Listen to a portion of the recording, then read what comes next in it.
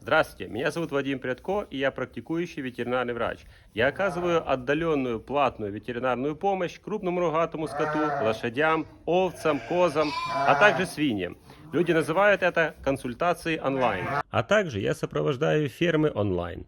Так совпало, что одновременно в двух хозяйствах, которые я сопровождаю онлайн, я столкнулся с кашлем и признаками пневмонии у коз. В первом хозяйстве содержатся экзотические породы коз. По просьбе владельца самих животных я не буду показывать, но историю расскажу, так как она поучительна. Хозяйка приобрела животное онлайн, которое транспортировали с больным пневмонией козленком. По прибытии в хозяйство со временем сам козленок и другие козы начали кашлять.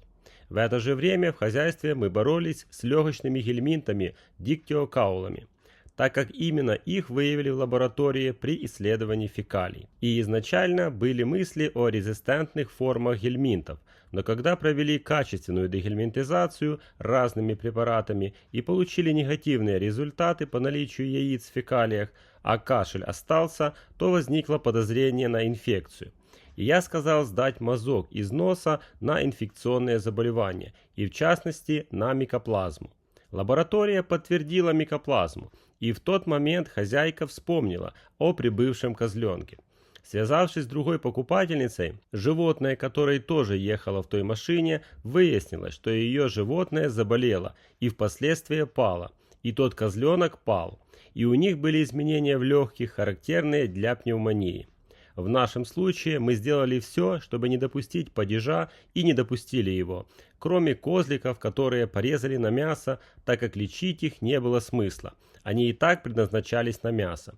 Остальные животные получили комплексное лечение, и все пошли на поправку. Хозяйка потратила большое, как для небольшого фермера, количество денег на анализы и препараты, чтобы оздоровить стадо. А все из-за того, что не проследила за условиями транспортировки животного.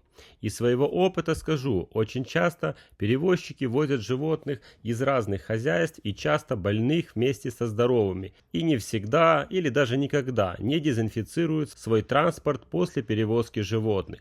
Поэтому думайте, с кем договариваетесь о перевозке. В этом случае я установил диагноз и назначил эффективное лечение.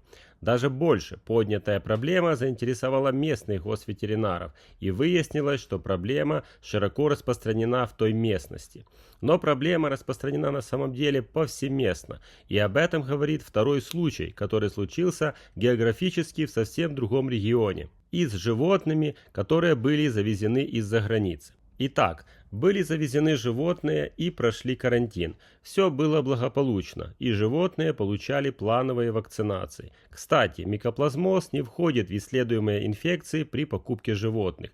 И вот в один день заболел козленок. У него было учащенное дыхание, сильное угнетение, выделение из ноздрей, и за сутки он погиб.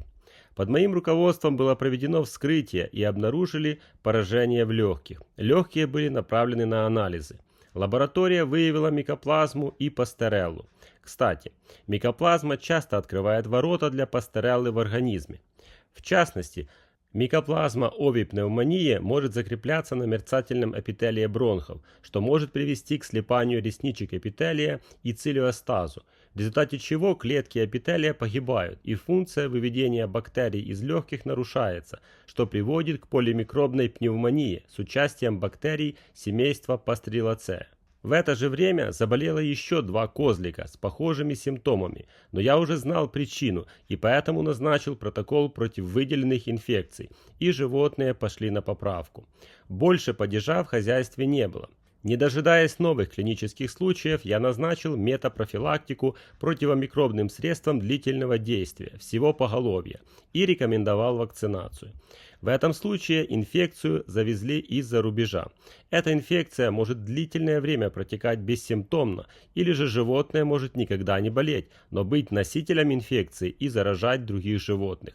Поселяясь в легких, в клетках иммунной системы, макрофагах и нейтрофилах, сильно угнетает местный иммунитет, делая легкие восприимчивыми к другим легочным инфекциям.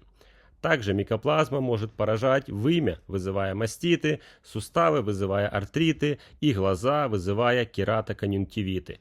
Подобных историй много в моей практике. Друзья, если вы столкнулись с кашлем у ваших коз или овец или другими проблемами здоровья ваших животных и вам некому обратиться за помощью, или те, к кому вы обратились, не могут разобраться в проблеме, вы всегда можете обратиться ко мне за платной консультацией в Вайбере или WhatsApp. Также, если вы владелец животных и вам нужно постоянное сопровождение, тоже пишите. Я дам рекомендации по отбору здоровых животных, по условиям транспортировки, по карантину и профилактике инфекционных заболеваний, чтобы минимизировать риски покупки больных животных и риски заражения вашего стада новоприбывшими животными.